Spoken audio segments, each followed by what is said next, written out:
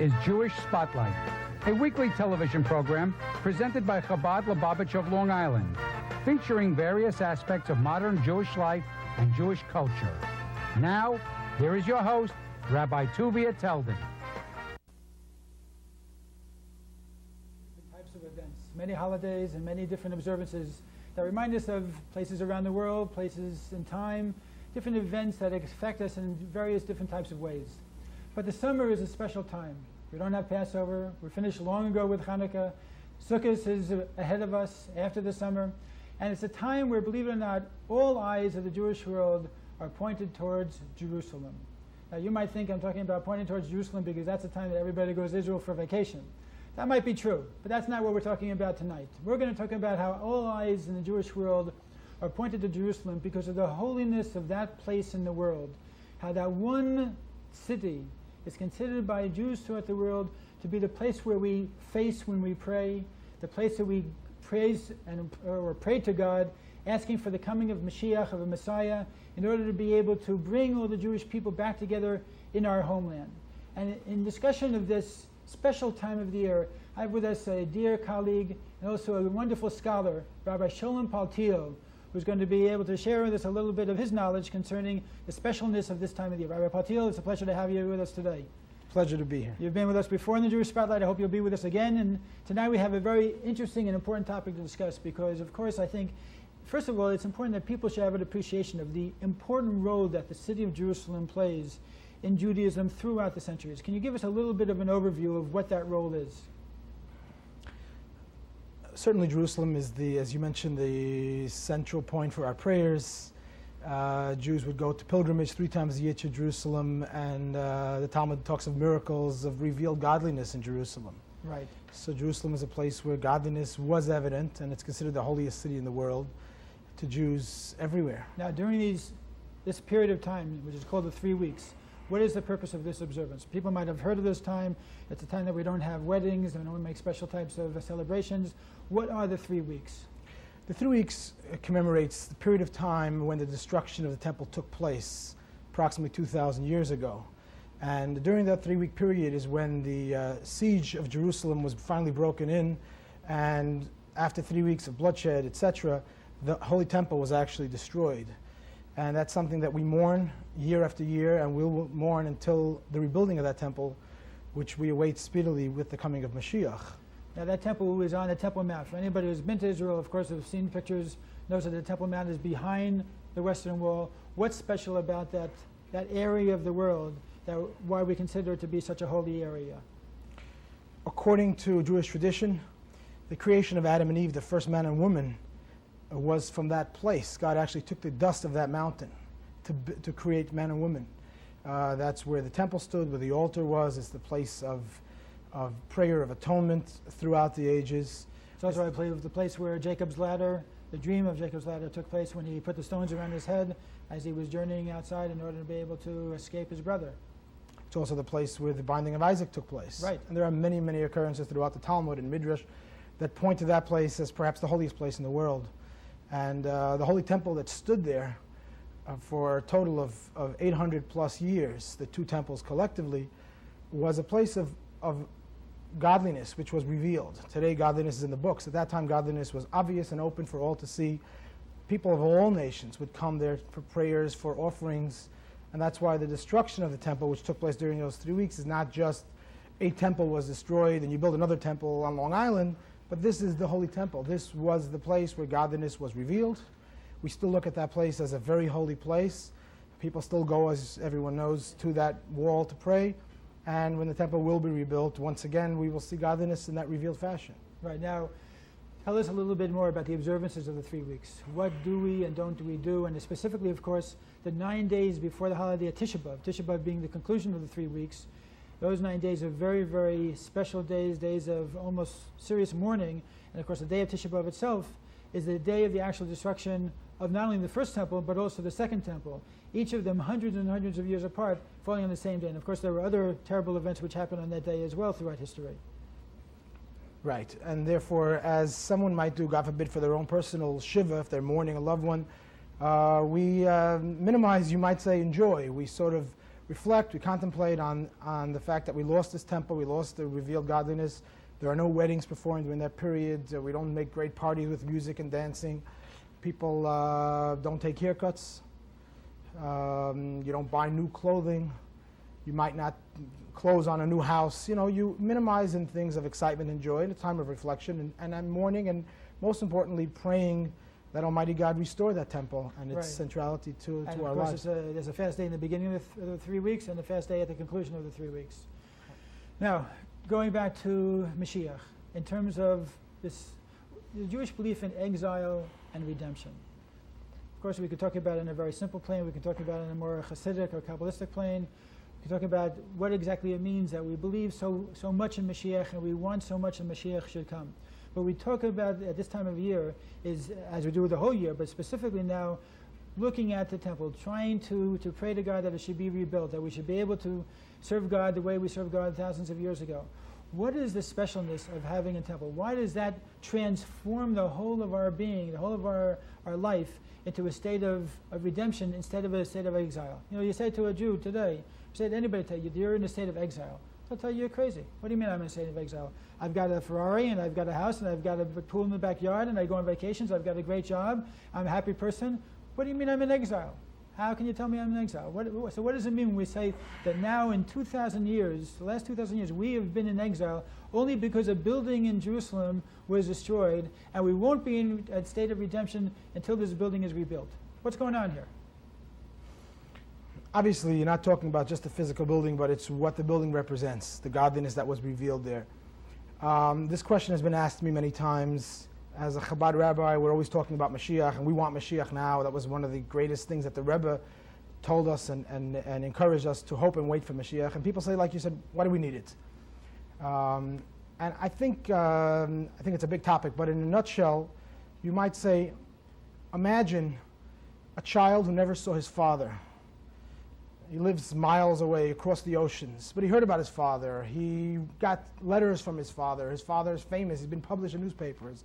He reads about his father's hobbies and likes and dislikes, and he communicates from a distance. That's beautiful, but the child will miss his father. But if you tell the child you have an opportunity to see Daddy, of course he'll wait for that day. And I think that's how our relationship with God, I say the Jewish people and all of humanity, we all believe in God, we look to God in our prayers, etc., but basically our relationship to God is as with an absentee father. God has told us certain things in the Bible. It tells us his likes and dislikes, the mitzvahs, do this, don't do this. It tells us about himself in literature, as we know. You might say we communicate to God, everyone on their own level, but we've never seen godliness. How many people of us have seen miracles on a daily basis? And basically, even if life is good, you have your Ferrari, and thank God the world today is perhaps better than it's been in a long time. Nevertheless, anyone who wants meaning in their life, which I believe is most every human being, you want a connection to God and purpose, and you want to know that God is really there. You want to see it. You don't want to have to take it out of the books. You want to see Daddy. And I think that's what the coming of Mashiach represents. Okay, so the Rebbe, of course, spoke about the fact that Mashiach is coming very quickly. Now, when the Rebbe's announcement first came out, and this is going back to about 1990, so of course there were tremendous transitions going on in the world with the falling of the Iron Curtain and, of course, other things that were taking place in areas throughout the world, including Israel, the amount of Russians that were coming to Israel. And the excitement, of course, spread a tremendous amount of knowledge about Mashiach. And the fact that the belief in Mashiach is really a Jewish belief. It's not something that is just coming from Christianity or coming from other religions. That, to the contrary, it's something that has been Jewish and an inherent part of Judaism for all these thousands of years. The desire to see Mashiach. Why should a Jew here want to have Mashiach? Is it because they want to see their Father? Is it because they want to be connected? Let's go a little bit more into other reasons why we should want Mashiach. What is it that should be the driving force to make us want that? I think even the modern day Jew living on Long Island, who has all the comforts of life, appreciates that there's something missing to life, and in a way more so than Jews generations ago who were persecuted, who had all kind of troubles because they were just fighting for survival. Today, the American Jew is mainstream, welcome into society, and you seemingly have everything that life has to offer. And yet, we all know that there's something inside missing. We're looking for purpose. Today, more than ever, people all over the world of all walks of life are looking to become better, to become more educated, to become kinder, to help others. There isn't a person around that is not doing something for self-betterment or or bettering the world. And that need comes from our essence, our souls, which says that this world has to have a purpose. We're not just here to survive or even thrive in it, but we're here to make the world a godly, good place.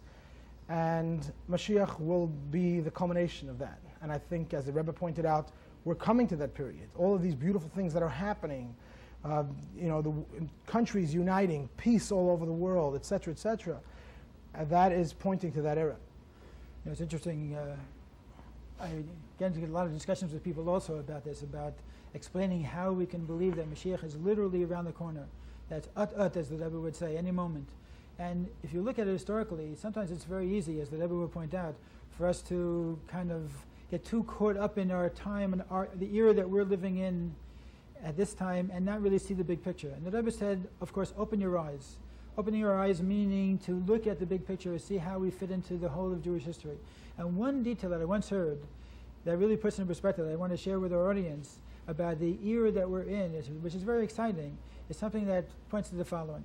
Now, throughout Jewish history, the Jews have always been subjugated by the nations. They've been a wandering people going from one nation to another nation, never having a homeland, never having a place where they can call their own, so to say, and being chased from one part of the world to another. Shibud Malchus, as Maimonides says, is the main sign of the time of exile, when we're subjugated by a foreign nation, not necessarily free to practice our religion the way we want to practice it. Today is the first time since the destruction of the temple, that building 2,000 years ago, where Jews literally all over the world, in every single Jewish community, wherever they might be, literally are now free to practice Judaism as they want. True, in North Saudi Arabia, it's illegal to practice Judaism, but there are no Jews there. And maybe there are 1,000 Jews left in Syria, but for all practical purposes, they're allowed to practice. It's just that they're very restricted. They're not free to move about. And of course, everywhere in the world, Russia, you have now unbelievable renaissance going on, which has never been seen in the history of mankind, of what is going on with Jewish practices. There's only one place, though, in the world, this is the real interesting part, one place in the world where we're not able to practice Judaism. You have any idea where that might be? It's a trick question. If you don't know, don't worry. Give up. Okay, you're going to be shocked. It's the Temple Mount. The Temple Mount in Jerusalem, the place where the temple stood, and the place where it would be rebuilt, is the one place that if a Jew would be found putting on tefillin on that mount, they'd be arrested on the spot. If a Jew would be found making a minyan, a religious service on the Temple Mount, the PLO would take them away and put them in jail. Only place in the world where it would be totally illegal for a Jew to practice Judaism. And this, of course, is the place where Mashiach has to do his thing. So that's an interesting way of looking at it, and seeing how we live in such an exciting time, and a time that our grandparents, if they would hear, and we would tell them about the type of world that we live in, they would say, either you're a Meshugana, which in Yiddish means that you're crazy and you've really flipped out, or else Mashiach, Messiah, has already come. One or the other. Because otherwise they wouldn't believe you. So we live in a very, very exciting time. What I want to do is just, we're talking about the temple, we're talking about Jerusalem, we're talking about specialness. I'm sure everybody has seen pictures perhaps, or photo clips, maybe news clips about it, but also concerning the temple itself. Just to give you an idea of the majesty of the building and what we're talking about as far as a place that Jews would literally make pilgrimages to from far corners of Israel. In those days they didn't have trains or planes or any other way to get around. It was by foot. To go to see this building that was built by King Solomon, and it had such a royalty. So let's take off a minute and just look in. We're going to see a little bit of what this is really all about. Up until now, we have visited many holy sites. Now we go up to Jerusalem, to the Koisel HaMa'arovi, the Western Wall, the holiest site of all. This is where God's divine presence remains forever. Jews from every corner of the world come to visit here, the heart of Judaism, the remainder of the glory that was the temple.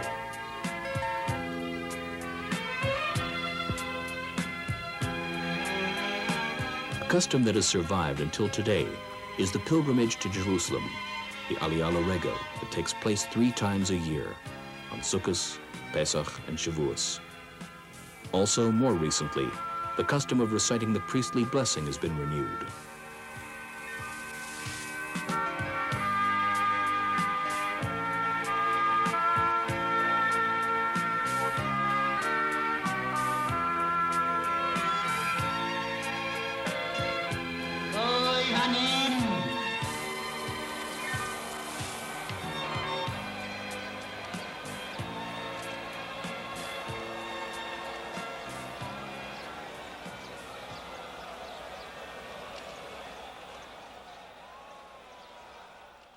That was very interesting. Now, getting back to Mashiach. Just want to go into a couple of questions with you, Rabbi Paltiel, just for the benefit of people out there who are wondering what does it mean that's Mashiach. I mean, of course, most of our audience knows what the belief in Messiah is from a Christian perspective. How is a Jewish belief in Mashiach unique? What do we believe in? What is going to happen to the world? It's a very common question people ask me. What is going to happen to the world when Mashiach comes? You know, you talk about, okay, you're going to see God, we're going to feel fulfilled, we're going to sense our purpose, but what changes in the world are going to happen when that happens? I think going by Maimonides' code, and again, to dispel the myths, as you said, many people have fear. Mashiach, what does that mean? The whole world's going to change? Are we going to have nuclear explosions? Are we all going to fly off to some other level of awareness? Maimonides makes it very simple, and the Rebbe expounded upon this. The time of Mashiach will be an era where the world will be the way it is today, normal physical world. We'll get up in the morning, we'll go to work, we'll do our things, we'll have our families, our acquaintances, etc. The only difference is we will remove the negative. Take away the envy, take away the greed, take away the illness, take away the poverty, take away the wars among nations which still exist, unfortunately. And I think it's a world that every one of us wants and can only dream possible. And the belief in Mashiach is so central to Torah because if you believe there's a God, you believe that he has a plan. And God wanted the world to be the way it ought to be. So I think that's a very important point. In other words, God, of course, we believe is a perfect God. So the question is, why did God create such an imperfect world? And of course, the only explanation, the explanation for sure that Judaism gives, is that God deliberately made this an imperfect world, so we should be God's partner in the process of trying to perfect it. Because if we're just in this world and it's a non-stop situation where just imperfection after imperfection, and evil after suffering, after grief, after negative, and so forth and so on, without there being some purpose behind it, then what possible reason would God have for putting us through all of this? And of course the answer is that there is an evolution in time in terms of being able to develop the world to a point where it's able to maintain and withstand that type of revelation that you're talking about that will happen when Mashiach comes. If I can share with you a quick Hasidic story that brings us out. There was a young child prodigy who later became a famous Hasidic master. And he grew up at the time of suffering in Europe, prior to the Holocaust, that period of time, and the pogroms, etc.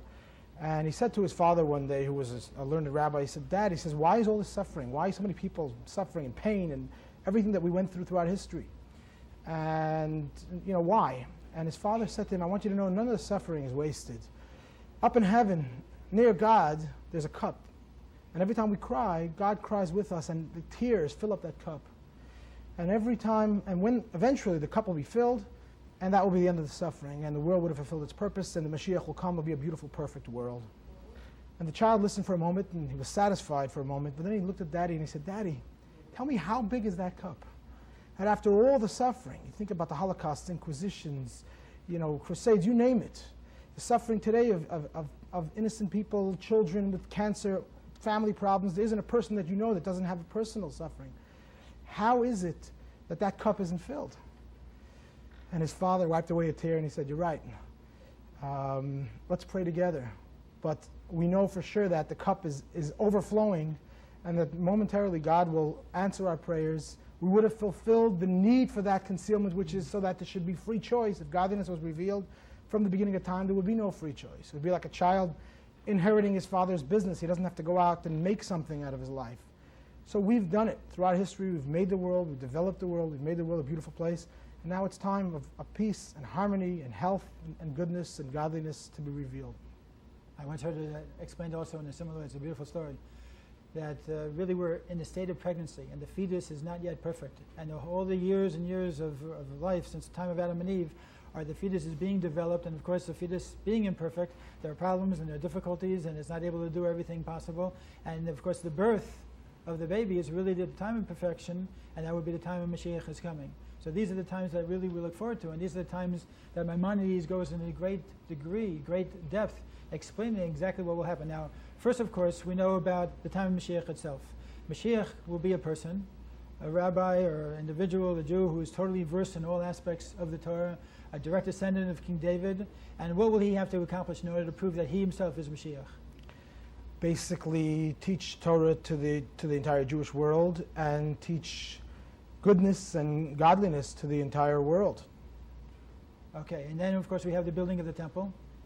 And then according to the Rebbe and according to the Maimonides, it could be a maximum of 40 years, and of course could be less than 40 years. After that is a period of time where people will, just because Mashiach appears on the scene doesn't mean everybody's going to be convinced that this person is Mashiach. So therefore there's a period of time that I guess you could call it a marketing period, or it has to convince the rest of the world, or people will perhaps be convinced on their own just by seeing the actions and the ability of this individual to bring peace amongst nations and peace amongst individuals, will be drawn towards this person and will be convinced by themselves to recognize this person as Mashiach. And then, of course, once that has been completed, what's the next step? The second era of Mashiach is, of course, the time of the resurrection of the dead. Oh, okay, which is another topic that most Jews are really not even aware exists in Judaism. So maybe you could tell us a little bit about that. Well, to be sure, it's a fantastic topic, and most people, their eyebrows go up, and resurrection of the dead, how is that possible? But we don't know how it's possible. We don't know how it's possible. It's not something intellectually anybody can explain. Right. But nevertheless, Maimonides made it the 13th of the 13 principles of faith. And the 12th, of course, is about the coming of Messiah. So obviously these two principles, if Maimonides chose these two out of 13 of the whole of Judaism to be the basics of Judaism, has to have a major, major impact on what kind of belief system a Jewish person should have. Right. They're obviously central because they are the purpose of the whole world. Why are we here? Why are we living? Why are we having children? Why are we making a living? All the things that we're doing is to lead up to that perfect godly world. And that's Mashiach. And by the same token, resurrection goes in the same line, because if I believe that life is real, that my relationships are real, so why should it go away? Death doesn't really make sense. We take it for granted because it's been happening for 5,500 years. But ultimately, if you stop and think about it, in God's world, it doesn't make sense. None of us buy that after you die, the soul is just history. It doesn't make sense to a human being. We all believe that there's got to be a life afterwards. There's life forever. By the same token, there's got to be life right here. And if life here means something, then we should be able to be together forever, which is the ultimate goal. Well, listen, I'm sure there are a lot of people out there who are looking at us and saying, well, these two rabbis are wishful thinkers. But you know what? The fact is, we're only going to find out with time. And of course, we both believe very strongly that this era is coming, and it's coming very, very quickly. And it only takes a little bit of a positive action on everybody's part to do their part to make it happen. So if this is such an important part of Judaism, let's make it happen. Let's all do one more mitzvah, one more good deed, whatever it might be, in order to make sure that we do our part to make the world a better place. Especially, of course, during these times of the 3 weeks. Because these 3 weeks in the summer are so crucial in Judaism. People think of it as being a minor time and not such an important time, but it's an important time to, of course, if possible, learn the laws of the building of the temple itself. As the Rebbe pointed out many times, to learn about the Mishnah, the section of the Talmud that talks about the way the temple was constructed, the different rooms within the temple, the different types of services that took place within the temple. That itself is something that helps to bring about the rebuilding of the temple. And to ourselves live with Mashiach, to live the times as if the temple is here, and to live with ourselves in such a way to feel that we're drawing this period closer and closer into reality. I think if I may, to bring it down to earth a little bit to people, and people are looking, as you said, it's wishful thinking. These rabbis are dreaming of a utopia. But I think that if we look at the scope of time, what happened in the last 50 years, the change in the world is unbelievable, as you mentioned earlier. The Rebbe and his predecessor mentioned in 1941 with the establishment of the UN in New York City, and its scope and what's engraved on the side of the wall, which talks about the prophecy of swords beating into plowshares. The Rebbe said that's messianic. The fact that nations are coming together. This never was. Nations weren't meant to come together. In history, if you were a nation, your job was to wipe away every other nation. And the progression over the past 50 years, today a superpower is not the one who has the most ability to destroy the world, but the one who can feed the world. Case in point, Soviet Union. It was a superpower in the negative. Now it's gone because it's not feeding the world. We're coming to a time of truth where people realize that it's not brutal force that will make it happen, but it's building up people, giving everybody an opportunity. Mm-hmm. The leaders of the free world today are out there trying to help other nations come up ahead. So the world is changing dramatically. We look now, as you mentioned, and we look 50, 100 years ago, it's a totally different world. The amount of opportunity, the amount of freedom, it's amazing. So that even the internet, let's say, for instance, is making the world such a small place that everybody simultaneously can be connected to it in such a way that makes the world literally one small community. Right? And we speak about in the prophets that Mashiach will speak and the whole world would listen. Today it's easy. He just gets on a cable vision show like this and the whole world can listen at the same time. It's not miraculous, so to speak, anymore. So that we're definitely coming to that place. And the Rebbe spoke of this. Maimonides, you might say these are two great Torah scholars who are also noted as being secular thinkers as well. The Rebbe graduated from the Sorbonne. Maimonides was one of the greatest philosophers of Jewish history. And they're the ones telling us the world, philosophically, almost naturally, must eventually find itself, must mature into becoming a good, beautiful, human, and godly place. Otherwise, it doesn't make any sense. And it's definitely getting there. Kingdoms, the tyranny of old is basically history. And as Maimonides says, all it takes is one good deed. We know today that one good deed could change the world. One little bug on the internet could destroy huge corporations. When you make one good deed, when you smile at another person, when you make a bracha, when you say a mitzvah, when you light a candle for Shabbat, whatever you might do, you put a penny into a charity box or to help a poor person, that mitzvah has a ripple effect which is universal. And we're going to change the world, and it's getting there. All right, step by step, we're going to do it. Thank you very much, Rabbi Paltiel, and I want to wish you tremendous success in all your work in Port Washington. Of course, you have a wonderful Chabad house there with people coming to visit the Chabad house from all over the area in North Nassau, and of course, we always hear great things about the activities there, so I hope you... They come from all over the world to Port Washington. Great. Listen, why limit it? Sounds good. So, in conclusion, I just want to give everybody a little bit of time to sit and think for 2 seconds about what you can do to make the world a better place in order to be able to bring Mashiach a little bit closer and be able to make sure that your world should be touched by you in a very active way. And don't just think, well, listen, this is a utopia, this is some type of dream that they have. This is something that is a basic belief within Judaism. And let's say if that potential is there, you're going to think in the back of the mind, okay, listen, maybe these guys aren't totally crazy. Maybe they're not off the wall. Maybe people who have been talking about this Messianic era, the coming of Mashiach, maybe there's something to it. And maybe I can do something to make it happen. Would it be so terrible if it would happen? No, I don't think anybody would object to such a time in history happening. It's just that we don't believe that it's really possible because we see so many things going on around us that seem to contradict it. But we ourselves have the ability, as the Rebbe pointed out, to bring Mashiach closer. Doing that good deed, bringing a little bit of light into darkness, whether it be darkness in your family, in your community, in the world at large, can do a lot to be able to bring Mashiach closer. So go out and do it, and remember, you can really accomplish a tremendous amount. Don't underestimate how important your role is in bringing Mashiach now. Shalom.